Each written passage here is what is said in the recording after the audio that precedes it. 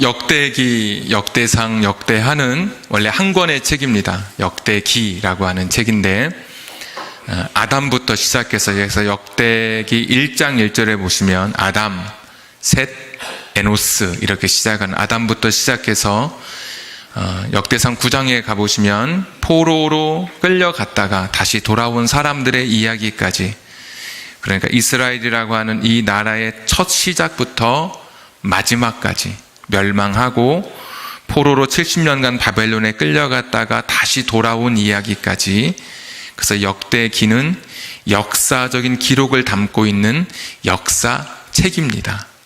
그런데 이 역사책 속에 오늘 16장은 그 감사에 대한 시편이 기록되어 있습니다. 사실 역사책이라고 하는 것은 그냥 단순한 사건 위주로 기록하게 되죠. 지금도 광화문에서 일어나고 있는 그런 어떤 촛불, TV에서 보여지는 사건들도 역사의 한 페이지에 그대로 기록이 될 것입니다. 근데 그런 기록책 속에 시가 들어있다고 하는 것은 좀 굉장히 좀 특이하고 사건 위주의 시가 있다고 하는 것은 참 이거 굉장히 우리가 받아들일 때 조금 이상하게 보여지는 그런 부분이죠. 오늘 이 역대기를 기록한 사람은 누군지는 모르겠으나 그가 역사를, 이스라엘의 처음부터 마지막 역사를 다 기록하면서, 그래서 구약 성경의 끝은 역대기가 사실은 끝이죠. 마지막 역사를 다 기록하고 있으니까 역사를 기록하면서 그가 남기고 싶었던 이야기가 오늘 이 감사에 대한 기록을 그가 남기고 싶었습니다. 그냥 단순히 아담부터 시작해서 아브라함이 어떻게 이스라엘의 민족의 시초가 되었고 우리가 어떻게 멸망했고 우리가 어떻게 회복되었는지를 그냥 기록하면서 사건으로 끝내지 않고 그곳에 하나님을 향한 감사의 시편을 여기에 적어놓고 있는 것입니다. 성경을 조금 예민하게 보시는 분들은 36절과 37절 사이에 보시면 성경이 조금 줄이 다르다는 것을 느끼게 될 겁니다. 8절부터 36절 중반까지 보시면 성경이 조금 안으로 들어가 있습니다. 이 표시는 다른 곳에 있는 성경을 인용했다고 하는 그런 표시입니다. 그러니까 이 지금 역대상 16장에 있는 이 7절부터 36절까지의 이 말씀은 사실은 시편 96편, 105편, 106편 이 세 개의 시편 중에 중요한 부분들을 따로 떼어서 여기에 기록한 겁니다.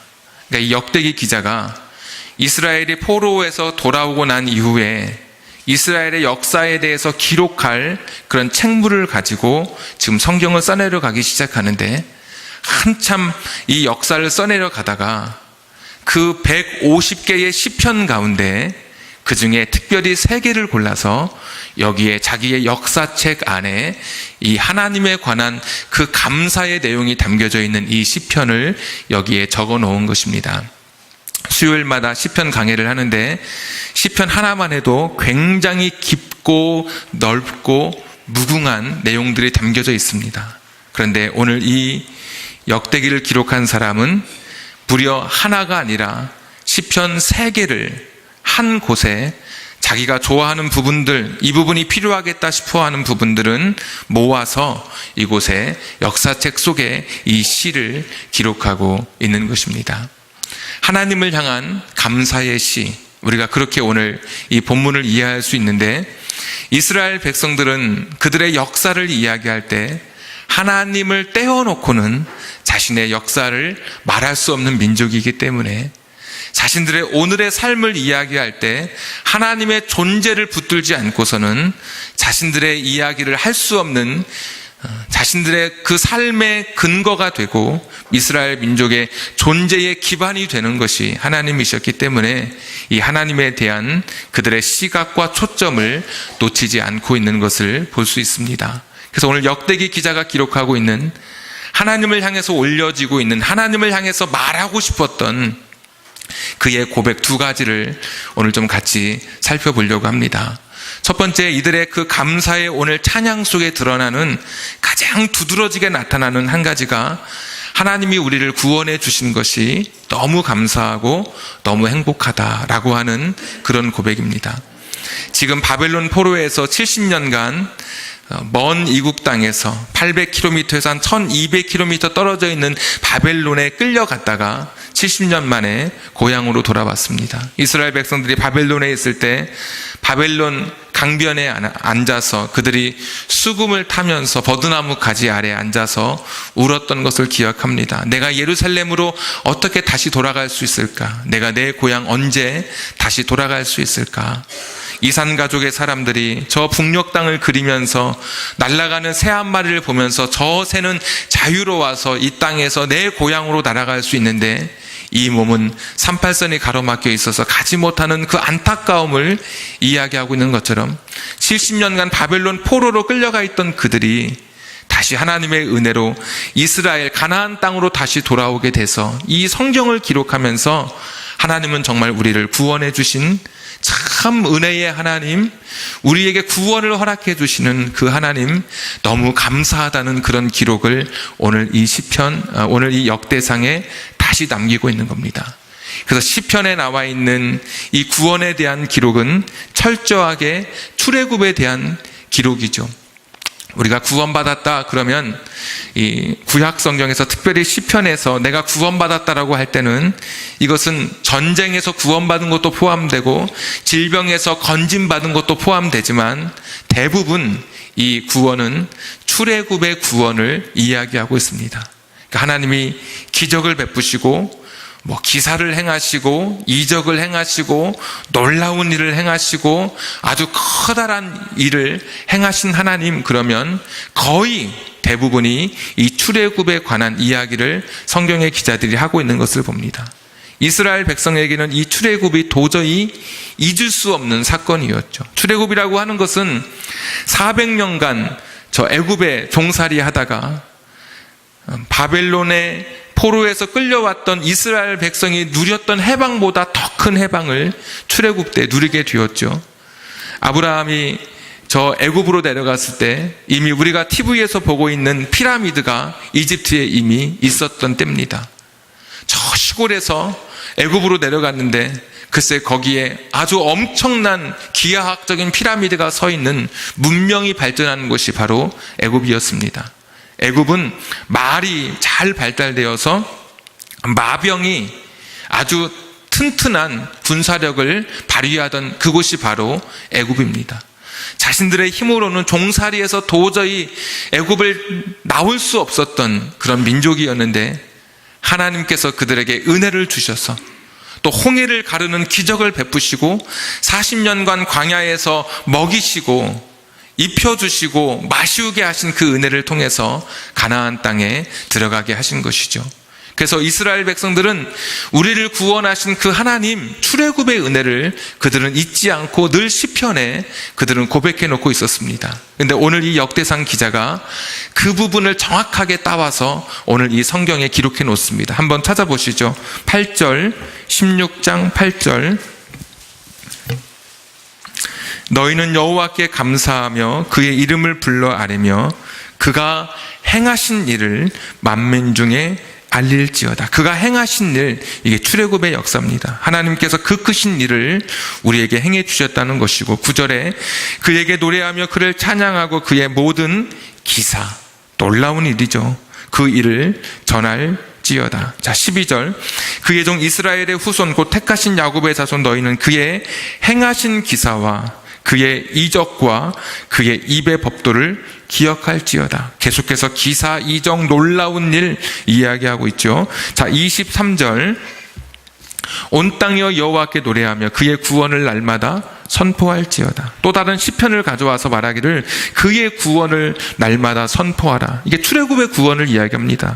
이스라엘 백성들은 시편을 통해서 하나님이 우리를 애굽에서 구원해 주셨다고 그들은 노래하고 있었거든요. 24절 그의 영광을 모든 민족 중에 그의 기이한 행적을 만민 중에 선포할지어다. 참 놀라운 일이라는 거죠, 이게. 자, 35절 너희는 이르기를 우리 구원의 하나님이여 우리를 구원하여. 계속해서 하나님이 우리를 구원해 주신 그 사건 계속해서 고백하면서 놀라운 일, 기적과도 같은 일이라고 이야기하고 있습니다. 출애굽기 12장에 보시면 이스라엘 백성이 애굽을 떠날 때 사실은 불가능한 방법이었지만 하나님께서 유월절에 어린 양을 잡게 하시고 그 유월절의 어린 양으로 좌우 문설주와 세로로 되어진 문설주와 가로로 되어진 임방에 우슬초로 그 어린 양의 피를 뿌리고 그것을 적시게 했습니다. 누군가가 그림자가 진 곳에서 그의 모습을 바라보면 영락없이 십자가를 그리고 있는 그 모습을 발견하게 될 것입니다. 고린도전서 5장 10절에 보니까 유월절 어린 양은 예수 그리스도라 아주 간단하게 정확하게 설명하고 있습니다. 유월절의 그 어린 양 되신 그 예수 그리스도를 통해서 이스라엘 백성이 출애굽 때 구원을 받았던 것처럼 우리 역시도 예수님의 십자가의 은혜를 통해서 구원받은 하나님의 자녀가 되었습니다. 이스라엘 백성이 애굽에서 종살이하면서 노예가 되어서 속박된 채 묶여 있건 흑암에 있었던 그들을 광명으로 이끌어내신 하나님, 그 하나님께서는 저와 여러분을 죄와 사망의 어둠과 사슬에 묶여 있던 저와 여러분에게 광명의 은혜, 구원의 은혜를 허락해 주셨습니다. 그러니까 구약에만 출애굽의 사건이 있었던 것이 아니라 저와 여러분에게도 이 출애굽의 사건이 있었던 것입니다. 저와 여러분에게 십자가를 통해서 이 하나님의 방법인 십자가를 통해서 저와 여러분도 이 구원의 은혜를 오늘 같이 고백하게 되는 것입니다. 그래서 오늘 역대상 기자는 하나님은 출애굽 때 우리를 구원해 주신 하나님, 그리고 바벨론에서 우리를 구원해 주신 그 하나님을 기억하면서 여기에 시편을, 역사책에 이 시편의 내용들을 96, 105, 106편 이 세 편의 성경을 가져와서 여기다가 친히 특별히 기록해 놓고 있는 것입니다. 하나님은 우리를 구원하신 하나님입니다. 그래서 우리는 하나님 앞에 오늘도 감사의 고백을 드리게 된다. 이것이 오늘 저와 여러분의 첫 번째, 우리에게도 감사의 고백이 되기를 원합니다. 저는 말씀을 읽으면서 수요일에도 111편의 말씀도 똑같은 구조였습니다. 거기도 출애굽의 기적에 대한 이야기, 너무나 놀라운 이야기라고 시편 111편에도 기록되어 있었는데, 여러분 진짜 기적은 뭐냐면 이스라엘 백성에게는 출애굽이 기적이라면 저와 여러분에게 기적은 저와 여러분의 영적인 출애굽, 저와 여러분이 예수님을 나의 구주로 고백하고 내가 하나님의 자녀가 된 것, 여러분 이것이 저와 여러분에게 기적입니다. 병 고침 받는 것, 이것도 기적이겠지만 저와 여러분이 구원받은 것에 비하면 이것은 작은 것입니다. 내가 사업에 성공해서 남들이 생각하지 못했던 이삭처럼 100배나 되는 거부가 되는 축복을 받는 것도 큰 기적이라고 말하겠지만, 저와 여러분 같은 사람이 언제 어느 때 예수님을 만나서 내가 그 예수님이 믿어진다고 하는 것, 이것이 그 어떤 것과도 비교할 수 없는 가장 큰 기적인 것을 여러분 아십니까? 감정이라고 하는 것은 주사와 달라서 여기다 집어넣고 피스톤을 눌러서 들어올 수 있는 것이 아닙니다. 감정은 내가 만들어낼 수 없는 것입니다. 근데 내 안에 하나님을 아버지라 부를 수 있는 내 마음에 감정이 생기고 예수님이 나의 죄를 위해서 십자가에 달려 돌아가신 것이 믿어지는 이것이 기적이 아니고 무엇이겠습니까? 바울은 말하기를 십자가를 가리켜서 유대인들은 이 십자가를 거리끼어 한다고 그랬습니다. 그리고 헬라인들은 이 십자가를 가리켜서 미련하다고 그렇게 받아들이지 않았습니다. 왜냐하면 유대인들은 표적을 구하는 사람들, 기적을 바라는, 늘 기적을 기다렸던 사람들입니다. 그런데 예수님이 십자가에 달려 돌아가셨거든요. 내려와야죠. 그가 메시아라면, 그가 정말 그리스도라면 충분히 내려와서 그들에게 기적을 보여주고 이적을 보여줘야죠.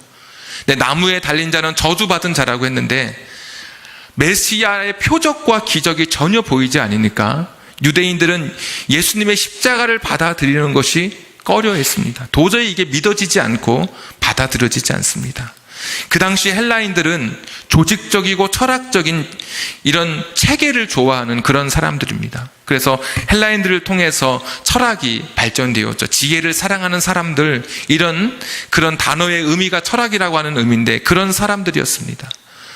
그런데 예수님의 십자가는 굉장히 구조적으로 엉성합니다. 하나님의 아들이 어느 날 이 땅에 사람의 모습으로 태어나서 십자가를 지시는 그런 방법으로 구원하셨다 생각하니까 아무래도 좀 더 정확하고 좀 더 뭔가 굉장히 깊이 있는 학문적 지식이나 체계가 있을 줄 알았는데 너무 단순한 거예요. 그러니까 이들이 받아들이기에 이것은 너무 어리석다. 이건 부족하다.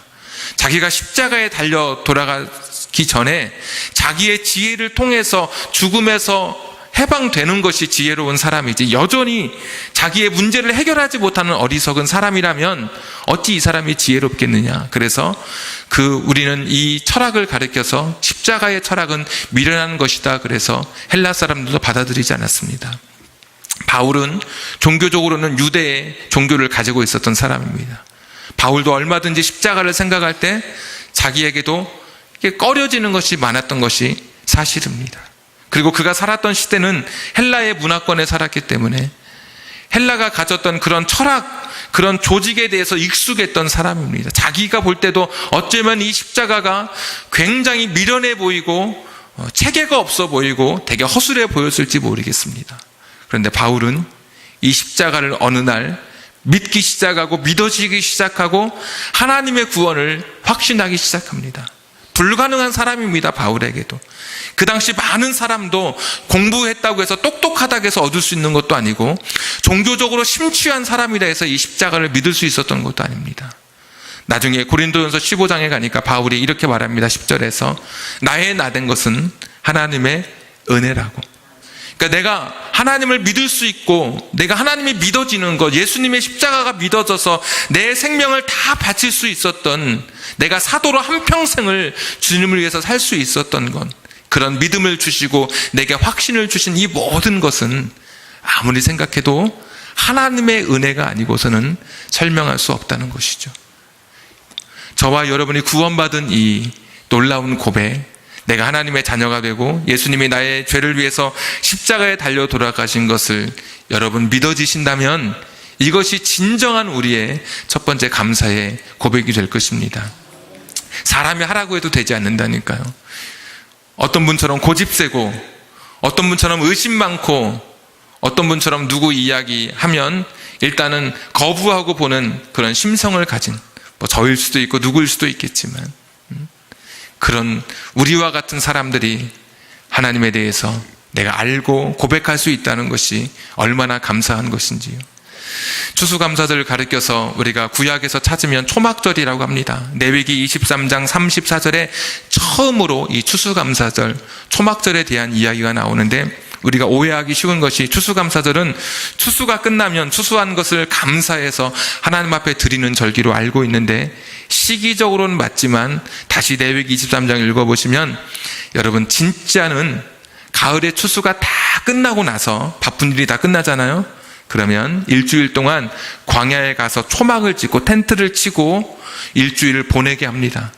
거기서 뭘 하느냐? 하나님이 우리를 구원해 주신 것, 여기까지 인도해 주신 은혜를 일주일간 기억하도록 이스라엘 백성들을 광야로 보냅니다. 그것이 이 추수감사절의 첫 번째 하나님 명령하신 겁니다. 그러니까 추수한 것, 내가 이만큼 내가 얻은 것, 선물, 내가 받고 있는 이 축복에 대해서 감사하는 것은 두 번째고, 첫 번째는 나를 여기까지 인도하게 하신 그 하나님, 일주일 동안 추수 다 끝나고 바쁜 일 끝났으니까 일주일 동안 이제는 저 한적한 곳에 가서 하나님 너를 향한 그 구원에 대해서 깊이 묵상하고 생각하라는 것. 오늘 이것이 추수감사절의 이야기인데, 오늘 저와 여러분이 구원받았다면 오늘 일상의 삶 속에서 사실 우리는 이제 기적을 늘 꿈꾸고 있죠. 드라마틱한 기적이 내 삶에 일어날 때 나도 모르게 막 기적에 대한 감사가 일어나죠. 그러나 일상생활 속에서 여러분 감사를 발견하십시오. 바로 그 감사가 구원에 대한 감사입니다. 내가 구원받았다고 하는 것, 내가 특별히 어떤 중환병에 걸렸다가 고침받은 것, 이것도 감사할 일이지만 일상의 삶 속에서 그냥 하나님이 건강하게 하시고 그 가운데 내가 구원받은 자녀로 살아가고 있다면 이것이 저와 여러분의 오늘 환경을 뛰어넘는 감사의 첫 번째 고백이 되기를 주님의 이름으로 부탁드립니다. 두 번째 말씀 한번 찾겠습니다. 34절 한번 보십시오. 16장 34절. 여호와께 감사하라. 그는 선하시며 그의 인자하심이 영원함이로다. 저는 이 말씀이 사실 너무 좋습니다. 여러분 외우실 수 있는 분은 외워보십시오. 여호와께 감사하라. 그는 선하시며 그 인자하심이 영원함이로다. 여호와께 감사하라. 그는 선하시며 그 인자하심이 영원함이로다. 명령합니다. 감사해라. 하나님 앞에 감사해라. 그리고 두 개의 접속사가 나오는데 왜냐하면이라고 하는 히브리어로 키라고 하는 접속사 두 개가 나옵니다. 여호와께 감사하라. 왜냐하면 그는 선하시기 때문에, 왜냐하면 그는 그의 인자하심이 영원하기 때문에, 이런 구절입니다. 하나님의 그 성품, 이 성품을 붙들고 오늘도 감사하라고 오늘 성경의 기자는 우리에게 하나님의 마음을 전해주고 있습니다. 이스라엘 백성들이 포로에서 돌아오고 나니까 무조건 좋아할 일도 아니었습니다. 왜냐하면 느헤미야서 같은 데 성경 쭉 읽어보면 성벽은 다 무너져 버리고 성문은 다 불타버렸습니다. 내가 옛날에 떠나왔던 고향이 아닙니다. 다 무너지고 불타고 다 없어지고 사라지고 그냥 눈물만 흐를 뿐입니다. 절망하고 싶고 포기하고 싶고 내 안에 닥쳐진 삶의 위기가 너무 컸습니다. 뭐부터 시작해야 될까? 역대기 기자는 이 성경을 기록합니다. 그리고 오늘 이 16장 34절의 이야기, 시편 107편에 있는 그 말씀을 끄집어내서 그 많은 시편 중에 이 말씀을 붙들어 와서 여기에 기록해 놓고 있습니다. 울고 있는 그들에게, 포로로 잡혀왔다 이제 해방되었지만 여전히 아무것도 없이 절망하던 그들에게 오늘 이 말씀이 필요했기 때문에 하나님이 어떤 분이신지 그들에게 이야기하면서 여호와께 감사하라고 이야기하죠. 하나님은 선하신 분이라고 이야기했죠. 이 선하다고 하는 단어는 상식적으로 알아두면 좋습니다. 토부라고 하는 그런 히브리어가 있습니다. 또 지나가다 보니까 찻집 이름이 토부 있더라고요. 아는 사람은 알겠다. 선하다는 오늘 이 히브리어 단어고, 창세기 1장에 보시면 하나님이 천지를 창조하시고 보시기에 좋았더라 할 때 이 토부라는 단어가 똑같은 단어입니다. 거기서는 좋았더라, 오늘 여기서는 선하다, 이런 단어로 좀 이렇게 바꾸어 번역을 했을 뿐입니다. 하나님은 어떤 분이시냐? 선하신 분이라는 거죠. 하나님은 우리 인생을 악하게 대우하지 않습니다. 우리에게 악한 사람처럼 우리를 대우하지 않습니다. 우리가 고통 중에 있을 때 그 고통을 보면서 즐기시는 하나님이 아니십니다. 하나님은 우리 인생의 고통을 보면서 항상 우리에게 가장 좋은 것으로 해주기를 원하시는 부모의 마음을 가지고 있는 하나님이십니다. 에레미야가 3장 33절에 보니까 주께서 인생을 대하실 때 우리로 하여금 고생하게 하시고 근심하게 하심이 하나님의 본심이 아니다라고 이야기했습니다. 하나님은 선하신 분이신데 오늘 내가 지금 고통당하고 오늘 내가 울고 있고 절망하고 연약한 이런 삶 속에 있다 할지라도 우리는 선하신 하나님을 믿는 것입니다. 자, 부모가 때로는 자식에게 회초리를 들 때도 있습니다. 그때는 잘 모르지만 나중에 지나고 나면 부모의 마음을 압니다.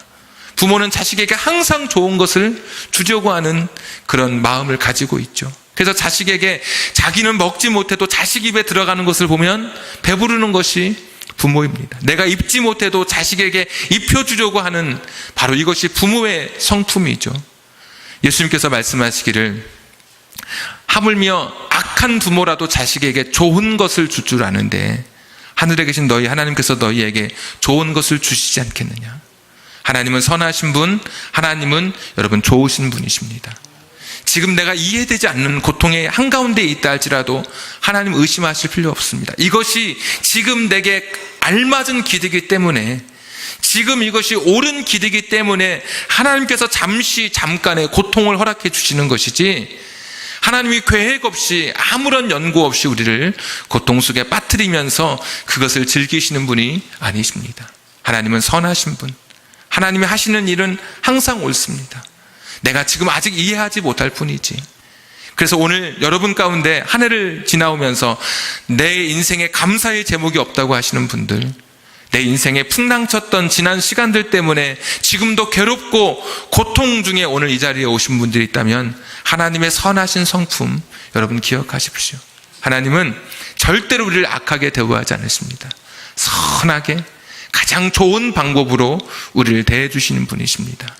두 번째 보니까 하나님의 인자하심, 영원하다 그랬죠. 인자하심도 제가 수요일날 시편에 나오는 큰 이야기거든요. 이게 다 수없이 많이 말씀드렸는데 여기 인자는 헤세드입니다.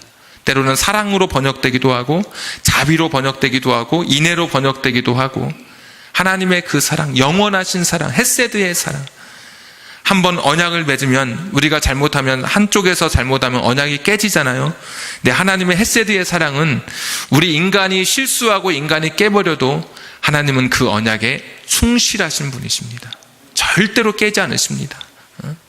하나님은 당신의 아들을 주시기까지 그 언약에 충실하신 하나님. 약한 사람이 강한 사람에게 충성하는 것인데 강하신 하나님이 약한 우리에게 충성하고 신실하신 것이 이 헤세드의 사냥, 이 언약적인 사랑, 끊임없는 사랑, 영원한 사랑이라고 이야기하고 있습니다. 이 사랑은 조건적이지 않습니다. 이 사랑은 한시의 어떤 일반적인 시간이 정해져 있는 사랑이 아니라 영원하신 사랑이다. 우리 결혼할 때 보면 남자가 여자에게 사랑 고백할 때 이런 고백 많이 하죠. 나는 네가 원하면 저 하늘에 별이라도 따다 줄 수 있어.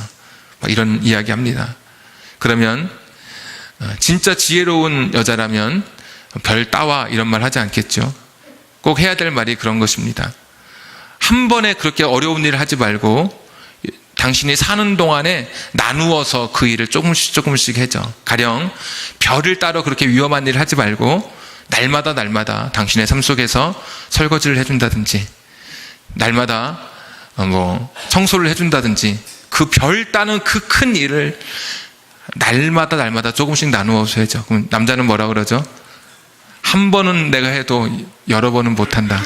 내가 영원히 그렇게 자주는 내가 못한다. 이게 보통 남자의 이야기죠. 하나님은 그렇지 않습니다. 하나님은 영원히 우리를 사랑해 주시고 조건을 따지지 않고 계속해서 우리 가운데 그 사랑을 보여주시는 하나님이십니다. 저는 여러분에게 오늘 그런 말씀 드리고 싶습니다. 여러분, 이제 우리가 구원받은 것이 이게 감사의 고백이죠. 이 역대기 기자가 자기 역사서를 쓰면서 그 이 시편 3개를 여기다가 집어넣었다니까요. 그러면서 하나님은 참 구원의 하나님이시다. 출애굽 때도 구원해 주시더니 우리를 가나안 땅에 다시 돌아오시도록 바벨론에서 바벨론의 구원도 허락해 주신 참 좋으신 하나님이다. 우리 이 말씀을 통해서 저와 여러분의 구원해 주신 하나님의 은혜로 이 성경을 오늘 읽었습니다. 여러분, 이게 기적입니다. 이게 놀라운 일이고 이게 정말 대단한 일이면 나 같은 사람이 예수님 믿다니, 나 같은 사람이 하나님 내가 영접할 수 있었다니, 돈 많은 순서대로 하는 것도 아니고 많이 배운 순서대로 하는 것도 아닌데 나 같은 사람에게 이런 구원의 은혜를, 하늘의 비밀을 알게 해주신 거 너무 감사하고, 두 번째, 오늘 고통 중에 있다 할지라도 내 인생은 2016년은 지워버리고 싶은 한 해라고 이야기할 만큼 너무 힘들었던 시간이라 할지라도 하나님의 이 성품을 기억하십시오. 여호와께 감사해. 그는 선하시기, 항상 그분이 하는 것은 악하게 우리를 대화하죠. 우리 부모님이 우리에게 하시는 것처럼 가장 좋은 것이기 때문에 지금 우리에게 하고 계신 것이고, 그분의 그 사랑, 인자, 그 영원하신 사랑, 실수 없는, 실패 없는 그 사랑은 끊임없이 우리를 향해 서 있다는 거죠.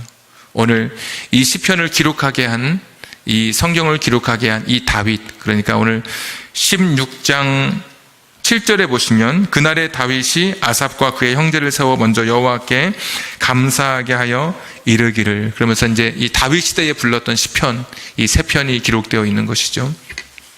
다윗은 평탄한 시간을 보낸 게 아닙니다. 사무엘상 공부했지만 눈물 나는 날 참 많았습니다. 쫓길 때도 많았고 억울할 때도 많았고 죽음 직전에 임박한 죽음을 눈앞에 두고 미친 척 할 때도 있었고, 그뿐만 있었던 것이 아니라 인생의 처절한 실패도 경험했던 사람이 다윗입니다.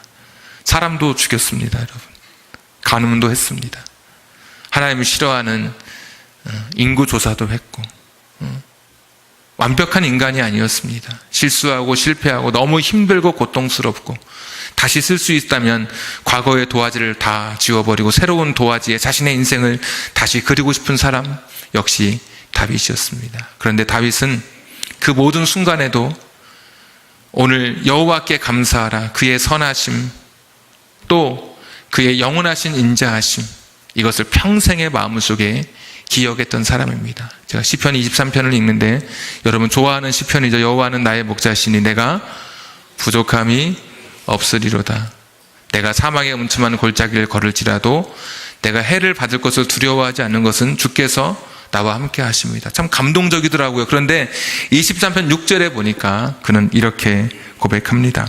내 평생의 선하심과 인자하심이 정녕 나를 따르리니 내가 여호와의 집에 영원히 거하리로다. 평생 그가 붙들었던 게 보니까 하나님의 선하심 성품, 하나님의 인자하심. 잘 몰랐어요. 읽을 때는. 시편 23편만 읽을 때는 몰랐는데 이렇게 하나님의 구원에 관해서, 하나님의 은혜에 관해서, 하나님의 성품에 관해서 묵상하다가 어느 날 시편 23편을 보니까 다윗이 이것 붙들고 살았구나. 실패도 많았고 좌절의 경험도 많았고 과거 다시 살고 싶은 그런 실수와 과오가 많았던 인생이었지만 또 하나님의 그 선하심, 하나님의 인자하심, 그걸 붙들고 평생을 살았던 것을 다시 한번 깨닫고 저와 여러분에게도 이 하나님의 성품을 오늘 붙들 수 있었으면 좋겠습니다. 감사를 세워보아라. 나는 감사할 게 없어. 이렇게 말할 수도 있겠죠, 여러분. 제일 어려운 산수가 감사를 세워보는 산수인데 잘 손에 안 꼽힐 수도 있을 겁니다. 생각해보면 하나님의 그 성품, 하나님의 인자하심이 아니라면 나는 여기 있을 수 없겠죠. 나는 그 하나님의 성품을 붙들지 않고서는 사실 또 감사할 수 없는 그런 인생일 것입니다. 제가 여기 오페산 터널이라고 여러분 아시죠? 번동에서 미아리 넘어가는 길 몇 해 전에 막 가는데 제 앞에 차가 하나 있고 저는 두 번째 차인데 갑자기 한 대여섯 살 난 어린아이가 앞에 있는 차 앞을 샥 지나갔습니다. 그것도 엄청 빨리. 자기 생각에는 진짜 빨리 달린 거예요. 그러니까 지 생각에 저 차는 내가 달리면 충분히 갈 수 있다고 생각한 것 같아요. 그런데 그 차이가 정말 애들 말로 깻잎 한 장입니다. 딱 지나가는 차이가. 그런데 더 그게 뭐 같아요. 그냥 속도를 줄이지 않고 그대로 간 거예요. 뭘 했는지, 뭐 핸드폰을 봤는지, 뭐 했는지. 그런데 정말 뒤에는 다 보이잖아요. 뒤에서 보니까 얼마나 그 아이가 좀 전에 위험했었는지, 그리고 이 운전수도 모르고 지나갔지만 얼마나 그게 위급한 상황이었는지. 근데 그 아이가 딱 지나고 나서 그 길이 여러분 넓지 않아요. 그 오페산에서 거기 가는 길이. 이 아이가 딱 넘어가고 나서 자기도 한동안 그 지나간 차를 한동안 보고 있는 거예요. 제가 이렇게 쭉 가면서 보니까 자기도 휴 한 것 같아요. 그 어린아이가 참 제가 저도 모르게 한동안 한 5분 이상 마음이 울컥했습니다. 제 마음에. 만약에 그 진짜 이 사고 났으면 그 눈물, 그 아픔, 그 슬픔, 그 가정에 닥쳐진 그것들을 어떻게 그게 막 전해져 오니까 마음이 그냥 무너져 내리더라고요. 제가 꼭 사고를 꼭 경험한 것처럼 그 아이 자기는 자기가 어떤 일을 했는지 자기가 생각한 것보다 엄청 더 위험한 일이었습니다. 근데 거기 자기도 그냥 휴 하고 있더라고요. 여러분, 그냥 저와 여러분이 지금 살아가고 있는 것이 사실 이게 기적입니다. 그냥 이게 기적이지 다른 게 기적이 아니더라. 그냥 여기 있는 이 모습, 내가 나로 이름 불리워지고 내가 아직까지도 내 힘으로 걸어갈 수 있고 아직도 내 생명이 끝나지 않은 것, 이것이 이 사건 사고 많은 세상 가운데 내가 여기 있는 게 그냥 기적인 거예요. 이거를 특별한 드라마틱한 어떤 기적을 통해서 발견하는 것, 이것은 누구든지 다 할 수 있는 것이고 일상의 삶 속에서 이 기적을 발견하는 것, 이것을 가리켜서 영적으로 눈을 떴다, 우리가 그렇게 표현하죠. 일상의 삶 속에서 잘 바라보십시오. 날마다 기적이 내 삶 속에서 일어나고 있습니다. 이 감사가 저와 여러분의 오늘 감사가 되기를 바라고요.